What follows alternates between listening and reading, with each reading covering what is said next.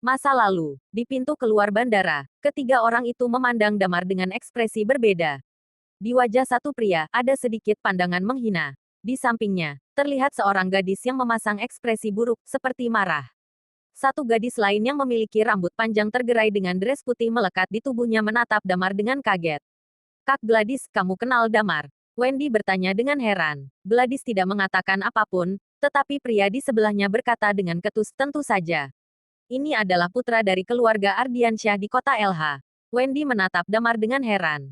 Keluarga Ardiansyah dari kota LH adalah keluarga paling kaya di dalam negeri. Jika Damar berasal dari keluarga Ardiansyah di kota LH, maka sekarang masuk akal kenapa ayahnya menghormati pria itu. Hanya saja, aneh bagaimana penyelidikan yang dilakukan Wendy tidak menemukan hal tersebut. Yang orang-orang Wendy temukan hanyalah kenyataan Damar bekerja sebagai seorang pekerja konstruksi biasa. Orang-orang dari keluarga Ardiansyah perlu bekerja di lokasi konstruksi. Apa itu hanya mencoba-coba saja?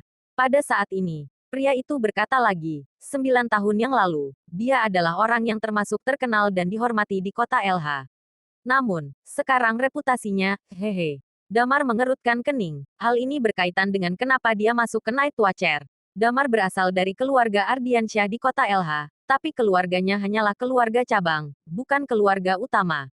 Sebagai sebuah keluarga besar, tentunya keluarga Ardiansyah memiliki banyak keturunan. Mereka yang terlahir dari anak pertama disebut anggota keluarga utama, sedangkan sisanya disebut keluarga cabang.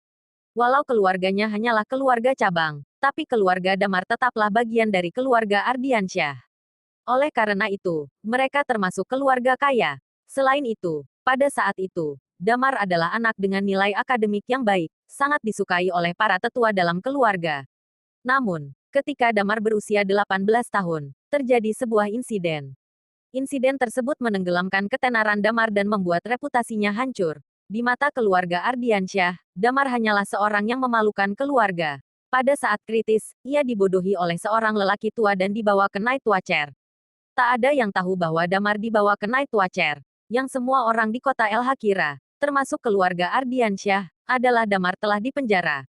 Dari 3 orang di depannya, Damar mengenal 2 orang. Gladys Sitara, teman sekelasnya di sekolah menengah selama 6 tahun, SMP dan SMA, juga masuk ke universitas yang sama. Tetapi Damar keluar segera setelah masuk universitas. Mengenai pria di sebelah Gladys, dia bernama Diska Tandialo. Pria tersebut suka dengan Gladys dan merupakan pengejar setia gadis itu. Saat masih menjadi mahasiswa, karena Gladys dan Damar dekat, Diska tak pernah suka dengan Damar. Bahkan ketika kuliah, dia terus menemukan seseorang untuk menindas Damar. Saat itu, Damar belum bergabung Night Watcher, jadi dia tidak ada seni bela diri. Ketika Diska menyuruh orang untuk menindasnya, Damar hanya bisa menerima dengan lapang dada. Saat itu, Gladys tidak tertarik dengan Diska. Lucu bagaimana 9 tahun kemudian, keduanya benar-benar muncul bersama di kota JC. Dulu, Gladys adalah wanita pujaan Damar juga. Lagi pula, gadis itu memang sangat cantik dan menawan. Keduanya juga sudah saling kenal sejak SMP, tapi Damar tidak pernah mengungkapkan perasaannya. Latar belakang Gladys sangat bagus. Ditambah dengan sifatnya yang dingin dan sombong, sungguh berkah dari langit karena Damar sempat dekat dengannya. Ekspresi Damar kembali tenang setelah keheranan singkat. Namun, Wendy masih ingin tahu lebih banyak. Terkenal bagaimana? Tanya Wendy. Keluarga Ardiansyah adalah keluarga kaya. Damar, yang melakukan kejahatan dan masuk penjara, membuat keluarga Ardiansyah kehilangan muka dan kehilangan banyak uang. Keluarga Damar telah disingkirkan dari pohon keluarga oleh keluarga Ardiansyah. Diska berkata sambil tersenyum tipis, benar, kan? Dasar pemerkosa. Begitu kalimat ini keluar, Wendy tercengang. Ekspresi Gladys menjadi lebih rumit. Damar mengerutkan kening. Dia mengabaikan kata-kata Diska dan melirik Gladys. Itu fitnah. Ekspresi Gladys tidak berubah, lalu dia menggelengkan kepalanya. Sudah lewat, aku tidak peduli lagi. Damar mengangguk. Sudah cukup baginya mendengar hal tersebut. Dia tak lagi peduli apakah Gladys percaya atau tidak. Lagi pula, dalam 9 tahun, semua perasaan yang Damar miliki kepada Gladys sudah sepenuhnya menghilang. Melihat suasana yang agak canggung, Wendy berdeham. Ayo pergi dulu, mobil diparkir di luar. Gladys mengangguk dan berjalan keluar dari bandara. Setelah 2 langkah, dia tiba-tiba berhenti dan berkata, Damar, kita semua adalah teman Wendy. Sudah lama tak bertemu dan ingin meluangkan waktu pribadi bersamanya. Kamu tidak perlu ikut lagi. Wendy mengerutkan kening, tetapi tidak berbicara. Damar mengangkat bahunya dengan acuh tak acuh. Di sebelah Gladys, Diska menatap Damar dengan senyum kemenangan. Gladys benar, dari pakaianmu saja kamu tidak cocok untuk berjalan bersama kami, kata Diska sambil mencibir. Gladys bahkan tidak berbalik. Setelah memperingatkan Damar, dia langsung berjalan keluar. Wendy menunjukkan senyum minta maaf pada Damar, lalu lari mengikuti Gladys.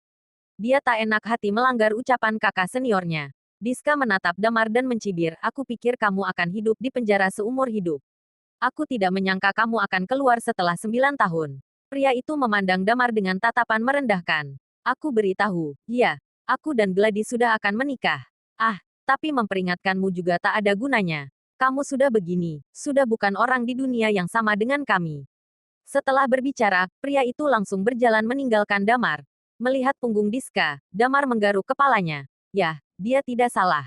Memang kita bukan orang dari dunia yang sama. Sebuah pandangan malas tersirat dari matanya. Entah itu keluarga Ardiansyah, keluarga Sitara, atau keluarga Tandialo, mereka bukan apa-apa di mata Damar sekarang. Sekalinya masuk Night Watcher, 6 tahun berlalu. Awalnya, atasan Damar memberitahunya bahwa selama dia menyelesaikan tugas di kota JC, dia bisa kembali ke LH. Namun, ketika dia tiba di kota JC, dia terluka dan kehilangan ingatannya. 3 tahun pun berlalu dalam sekejap. Setelah semuanya di sini selesai, aku harus kembali. Ada beberapa hal yang benar-benar harus diselesaikan. Damar menghela napas, matanya terlihat sendu. Lagi pula, aku belum pernah melihat orang tuaku selama 9 tahun. Damar pun berbalik dan langsung pergi untuk naik bus. Ketika dia baru saja duduk, Damar menangkap keberadaan seseorang. Satu sosok berpakaian merah berjalan masuk ke dalam bus. Pakaian mewah gadis itu menarik perhatian semua orang yang ada di dalam bus. Red Rose, pekik Damar dalam hati. Bisa-bisanya dia naik bus. Red Rose adalah salah satu pembunuh terbaik. Kekayaan wanita itu jelas tak terhitung jumlahnya. Siapa yang akan menyangka kalau dia akan naik bus? Ah, tunggu. Tidakkah itu terdengar bodoh ketika Damar juga melakukan hal yang sama? Dia sendiri adalah mantan orang nomor 1 di Night Watcher dengan kekayaan bertumpuk. Red Rose melihat sekeliling. Lalu, wanita itu berjalan ke kursi kosong di sebelah Damar dan duduk di sana. Begitu banyak mata iri dan cemburu mengarah ke Damar di dalam bus. Di hadapan Damar, seorang pria berkacamata dan gaya rambut Mediterania memandang Red Rose dengan penuh nafsu. Pria itu menelan ludahnya dan menjilat bibirnya. Melihat hal itu, Damar mengernyit. Sinting, batinnya. Damar mencoba mengabaikan aroma mawar samar yang tercium dari sebelahnya. Lalu, dia mengeluarkan ponselnya dan mulai bermain. Tiba-tiba, dari sisinya, sebuah jari ramping menyentuh pundak Damar. Hal itu membuat pria tersebut menoleh, terkejut saat Red Rose mengajaknya berbicara. Kamu dari kota JC. Damar berdeham. Dia sungguh terkejut. Ya, termasuklah. Dia ingin menepuk dahinya. Aku ini bicara apa? Batinnya dalam hati. Dari sudut pandang Red Rose, dia merasa Damar sedikit gugup karena dirinya terlalu cantik. Wanita itu tersenyum karena gemas dengan reaksi lucu pria itu. Ini pertama kalinya aku di kota JC. Aku tidak tahu tempat menarik apa yang ada di kota JC. Apa kamu ada rekomendasi? Meski ada beberapa di internet, aku merasa bertanya kepada orang-orang lokal lebih baik, kata Red Rose. Damar berpura-pura tidak mengenal Red Rose. Dia pun berkata dengan antusias, kota JC memiliki banyak tempat menarik yang banyak dikunjungi turis. Kalau kamu ke kota JC, maka harus pergi ke. Damar menyebutkan berbagai tempat. Setelah mengobrol sebentar, Red Rose tiba-tiba berkata, kamu tahu banyak juga. Kalau tidak, kamu jadi tour guide-ku saja. Dia tersenyum lebar. Kamu tidak boleh menolaknya. Alis Damar bergerak sedikit, dan dia melihat ke arah Red Rose. Tour guide. Dia terdiam sebentar. Apa ada bayarannya? Red Rose membeku sesaat. Dia kira meminta Damar jadi pemandunya akan sangat mudah. Biasanya, orang akan langsung setuju tanpa syarat. Namun, Damar malah meminta bayaran. Red Rose tersenyum. Kalau mau uang, bisa saja. Tapi, bukannya ada kompensasi lebih baik? Damar membeku di tempat. Tak perlu orang cerdas untuk tahu apa maksud Red Rose. Hal itu membuat Damar sedikit kaget. Namun, di otak Damar, dia menganggap ini adalah kesempatan terbaik untuk dapatkan informasi mengenai Red Rose. Dibandingkan dengan kompensasi lain, informasi adalah hal yang lebih penting. Red Rose, pembunuh urutan ke-7 di Sin City, dan salah satu pembunuh kelas atas di Red Lotus. Setelah membunuh seorang kepala suku, dia menjadi terkenal di kalangan dunia gelap. Bila disetarakan dengan Night Watcher, maka kekuatannya setara dengan Night Watcher nomor 15 dan nomor 30. Kehidupan pribadi Red Rose agak kacau. Dia selalu menggoda pria tampan dengan tubuh yang menarik. Terlihat jelas Damar kali ini telah menarik perhatiannya. Melihat reaksi Damar, bibir Retro sedikit terangkat, jelas sangat puas dengan reaksinya. Bagaimana? Dia mendekati Damar lagi, seakan sengaja menyentuhkan tubuhnya ke lengan Damar.